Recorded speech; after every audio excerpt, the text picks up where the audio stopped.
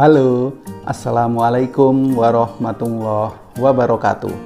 Ketemu dengan saya Hendras Budi Paningkat dalam catatan harian pegawai ATR BPN. Nah, teman-teman semuanya, kali ini ada pertanyaan lagi. Pertanyaan dari teman kita, Bapak Agung A. Kusuma. Pertanyaannya begini ya. Halo Pak, mau tanya info untuk pengurusan dari AJB ke SHM. Syaratnya apa saja ya? Biaya dan waktu prosesnya berapa lama ya Pak? Apakah bisa lewat aplikasi Sentuh Tanahku? Baik ya Pak Agung A. Kusuma, saya akan jawab ya. Nah, dari pertanyaan Anda, saya punya dua persepsi ya, karena ada dua makna di sini. Pengurusan AJB akta jual beli ke SHM, sertifikat hak milik. Nah, persepsi yang pertama, biasanya kalau AJB itu sudah ada sertifikatnya. Jadi Pak Agung tinggal proses balik namanya saja. Nah, jika AJB tersebut memang betul untuk tanah yang sudah bersertifikat, tentunya Anda tinggal mengajukan layanan peralihan hak atau balik namanya. Segera diurus dan jangan ditunda-tunda ya. Kenapa? Karena prosesnya menurut saya agak lama. Soalnya Anda harus urus akta jual beli terlebih dahulu. Tanda tangan penjual, pembeli ya, suami istri plus saksi-saksinya. Itu memakan waktu ya. Nah, selain itu ada pengecekan sertifikatnya. Lalu ada biaya pajak yang harus dibayar terlebih dahulu, yaitu PPh, pajak penghasilan, dan BPHTB, bea perolehan hak atas tanah dan bangunan. Terus perlu dilakukan verifikasi lagi di Bapenda, Dispenda atau BP2RD pemerintah daerah setempat. Nah, karena apa? Karena Kementerian ATR BPN sudah melakukan host to host ya, BPHTB dengan pemerintah daerah. Dan yang pasti untuk balik nama Anda harus pergi ke PPAT atau notaris PPAT ya, wajib ini. Segera diurus ya ke notaris PPAT atau PPAT dan kantor pertanahan setempat. Nah, terkait dengan aplikasi Sentuh Tanahku untuk layanan balik nama yang memerlukan pihak notaris PPAT ya dan kantor pertanahan, saran saya untuk fitur loketku dalam aplikasi Sentuh Tanahku, banyak yang belum mendaftarkan konternya di sini. Jadi saran saya dilakukan ke kantor pertanahan setempat. Nah, perlu diketahui juga buat Pak Agung, proses balik nama di kantor pertanahan itu cepat ya, 5 hari selesai. Apalagi layanan balik nama masuk dalam 7 layanan prioritas pertanahan. Tentu syarat dan ketentuan berlaku. Nah, apa syarat dan ketentuannya? Yaitu berkasnya lengkap dan tanah clear and clean, tidak dalam sengketa ataupun perkara. Nah, yang kedua ya, persepsi yang kedua, pengurusan AJB menjadi SHM. Nah, ini berarti AJB ini dipakai untuk pengurusan penerbitan sertifikat pertama kali, di mana akta jual beli AJB digunakan sebagai alas hak.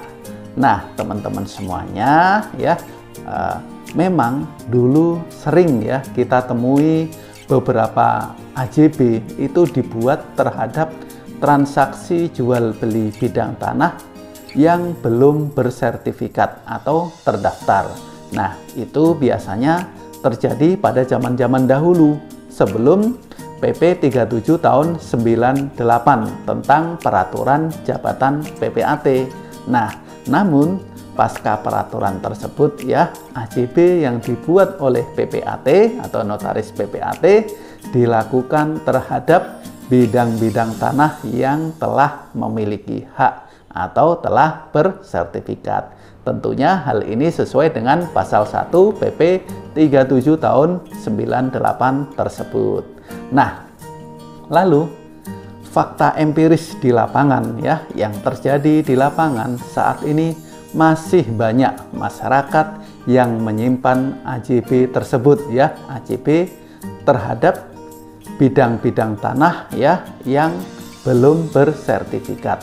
Jadi AJB ini digunakan sebagai alas hak untuk proses penerbitan sertifikat hak milik atau SHM-nya. Atau ada juga ini ya, masyarakat yang salah persepsi ya. Mereka sering menyebut surat keterangan jual beli biasa yang dikeluarkan oleh pemerintah desa atau kelurahan ya. Di situ diketahui oleh Pak Lurah atau Pak Desanya dan saksi-saksi, mereka menyebutnya sebagai akta jual beli padahal bukan. Atau mungkin surat pengalian penguasaan tanah atau surat pengalian hak ataupun surat atau bukti yang lainnya dengan nama apapun yang menjelaskan telah terjadinya pemindahan hak melalui jual beli terhadap bidang tanah yang belum bersertifikat disebutnya sebagai AJB. Nah, salah persepsi, tapi nggak apa-apa ya Sobat ATR BPN, teman-teman semuanya. Nah, AJB tersebut atau alas hak tersebut, bukti jual beli tersebut, apakah bisa dijadikan dasar untuk permohonan penerbitan sertifikat? Jawabannya bisa ya. Jadi saran saya, ketika Anda memiliki alas hak AJB ataupun yang lain dengan nama apapun ya, sebagai bukti perolehan tanah Anda secara sah, sebaiknya Anda segera bermohon langsung di kantor pertanahan. Nah, aplikasi Sentuh Tanahku memang terkoneksi dengan fitur Loketku. Namun saran saya, pengalaman saya sejauh ini ya, sampai saat ini belum semua kantor pertanahan membuka counter layanan penerbitan sertifikat pertama kali ya, permohonan sertifikat hak milik dalam fitur Loketku. Kenapa? Karena dibutuhkan pemeriksaan kelengkapan berkas yang lebih teliti, cermat, dan mendalam oleh petugas verifikator berkas. Nah, saran saya sebaiknya langsung saja ya ke kantor pertanahan setempat, tempat bidang tanah Anda berada. Nah, jangan takut, jangan ragu ya, karena kantor pertanahan menyediakan fasilitas terbaik ya bagi Anda yang melakukan permohonan layanan pertanahan secara langsung tanpa melalui kuasa. Kantor pertanahan menyediakan karpet merah bagi pemohon yang mengurus secara langsung tanahnya sendiri ya. Jadi jangan ragu, jangan takut, jangan malu, jangan lewat calo, jangan lewat oknum. Pastikan berkas Anda lengkap, tanah Anda clear and clean ya. Anda mendaftar, Anda menerima surat tanda terima dokumen atau STTD dan SPS ya, sehingga Anda dapat memonitor, mengontrol, mengecek perkembangan permohonan layanan pertanahan Anda melalui aplikasi Sentuh Tanahku. Oke guys ya, demikian penjelasan singkat dari saya. Semoga bermanfaat. Mohon maaf atas segala kekurangannya, karena kesempurnaan itu milik Allah Subhanahu wa Ta'ala semata.